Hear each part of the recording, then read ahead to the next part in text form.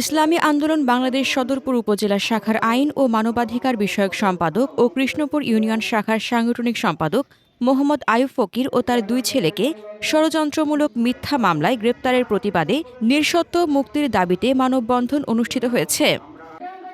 Staff reporter Nurul ইসলামের প্রতিবেদনে থাকছে বিস্তারিত। সোমবার সকাল 10টায় ইসলামী আন্দোলন বাংলাদেশ সদরপুর উপজেলার শাখার উদ্যোগে সদরপুর উপজেলা চত্বরে ঘণ্টাব্যাপী এই মানববন্ধন অনুষ্ঠিত হয়।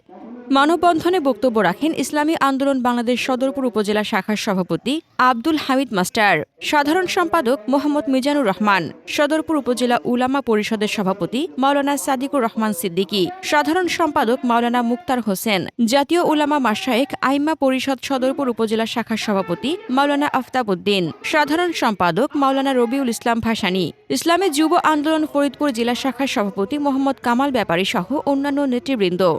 বক্তারা অভিযোগ করেন, গত 5 আগস্ট থানায় ভাঙচুর ও অস্ত্র লুটপাটের ঘটনায় মোহাম্মদ আয়ুব ফকির ও তার দুই ছেলের কোনো সম্পৃক্ততা নেই। ভিডিও ফুটেজেও তাদের সংশ্লিষ্টতা দেখা যায়নি, অথচ ষড়যন্ত্রমূলকভাবে তাদের বিরুদ্ধে মিথ্যা মামলা দিয়ে গ্রেপ্তার করা হয়েছে। এ ঘটনায় তীব্র নিন্দা জানিয়ে তারা অবিলম্বে আসামিদের নিঃশর্ত মুক্তির দাবি জানান। উল্লেখ্য, গত শনিবার দিবাগত রাতে পুলিশ ও সেনাবাহিনীর যৌথ অভিযানে কৃষ্ণপুর ইউনিয়নের যাত্রাবাড়ি ও ঠ্যাঙামারি এলাকা থেকে মোহাম্মদ আয়ুব ফকির ও তার দুই ছেলেকে গ্রেপ্তার করে জেল হাজতে পাঠানো হয়। হাসনাতুজ্জাহান হিমু, দৈনিক খোলা চোখ। আপনার স্বপ্নের যাত্রা হোক ফ্লাই ইনফিনিটির সাথে।